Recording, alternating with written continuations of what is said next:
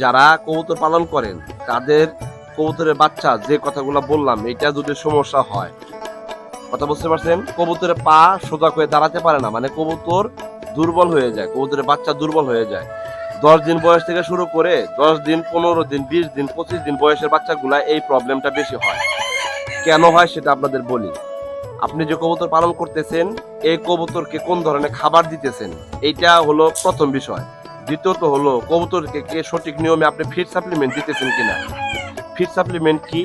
Vitamin, calcium, multivitamin, zinc, হ্যাঁ, liver tonic, kidney tonic, creamy dose, তো vitamin B complex, এই যে মেডিসিনগুলা বললাম এগুলো হলো ফিড সাপ্লিমেন্ট। মানে একটা প্রাণীর সুস্থ থাকার পরেও ওই প্রাণীটাকে এক্সট্রা কিছু টেক কেয়ার করার জন্য বা এক্সট্রা কিছু ফলাফল বের করার জন্যই মূলত অর্থে যেই মেডিসিনগুলোর সাপোর্ট দেওয়া লাগে তাকেই বলা হয় ফিড সাপ্লিমেন্ট। আর অসুস্থ হয়ে যাওয়ার পরে যেই মেডিসিনগুলো ব্যবহার করা লাগে এই মেডিসিনগুলোকে বলা হয় অ্যান্টিবায়োটিক।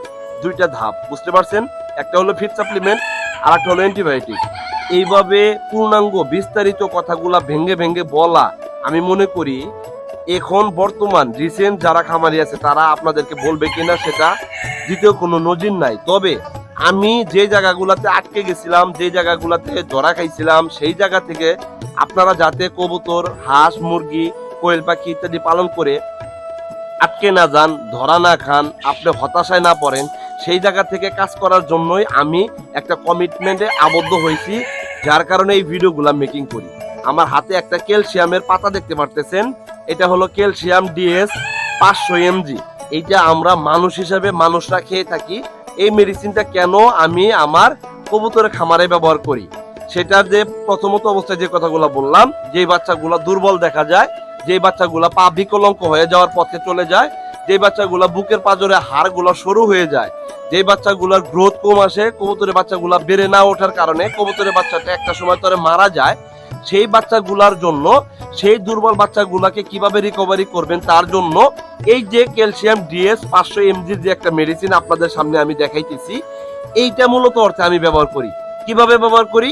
ধরেন একটা বাচ্চার বয়স 10 দিন, সেই বাচ্চাটাকে এই যে 500 mg একটা মেডিসিন বের করবেন, বের করার পরে এইটা মাঝখানে ভাঙবেন, একটা ট্যাবলেটকে মাঝখানে ভাঙলেন, তাইলে 500 mg একটা মেডিসিনকে বা 500 mg একটা ট্যাবলেটকে যখন মাঝখানে আপনি ভেঙে নিলেন তখন কিন্তু 250 mg হয়ে গেল একটা ভাঙা অংশ, রাইট? তো এই একটা ভাঙা অংশ আপনি 10 দিন থেকে 15 দিন বয়সের যে বাচ্চাটা আছে ওই বাচ্চাটারে বাবা মা যেভাবে খাবার খাওয়াইতেছে সেমলি খাবার খাওয়াবে, শুধুমাত্র ওই যে ভাঙ্গা একটা ট্যাবলেটের অংশটা আপনি বাচ্চাটাকে ধরে আপনি খাওয়াই দিবেন। এইভাবে পরপর 3 থেকে 5 দিন নাগাদ একই নিয়মে খাওয়াবেন, দিনে এক বেলা করে খাওয়াবেন।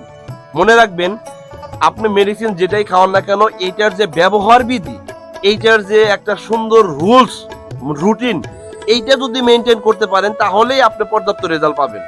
আপনি দেখবেন যে হতাশ হয়ে যাবেন যে একটা কবুতর ডিজিজে আক্রান্ত হয়েছে, রোগে আক্রান্ত হয়েছে, ওই রোগে আক্রান্ত হইয়া যে পরিমাণ প্রাণীগুলা মারা না যায় তার থেকে বেশি পরিমাণে মারা যায় আপনার আমার ভুল একটা চিকিৎসার মাধ্যমে, চিকিৎসার কারণে। কথা ক্লিয়ার বুঝছেন? তো চিকিৎসা করার ক্ষেত্রে আপনি খুবই হুঁশিয়ার বা খুব সেন্সিটিভলি আপনি এই চিকিৎসাটা করবেন। ইনশাল্লাহ আমি মনে করি 3 দিনের জায়গায় 5 দিন লাগুক, 5 দিনের জায়গায় 7 দিন লাগুক, 10 দিন লাগুক, সেটা ফ্যাক্ট না। ফ্যাক্টটা হচ্ছে আপনি পরিমাপ কখনো ডোজ বাড়াবেন না, ডোজটা কমাই দিয়ে রাখবেন, দিনটা বাড়াবেন। আমার কথাগুলো একটু বুঝবেন, তাইলেই আপনি সর্বোচ্চ লেভেলের একটা রেজাল্ট বের করতে পারবেন।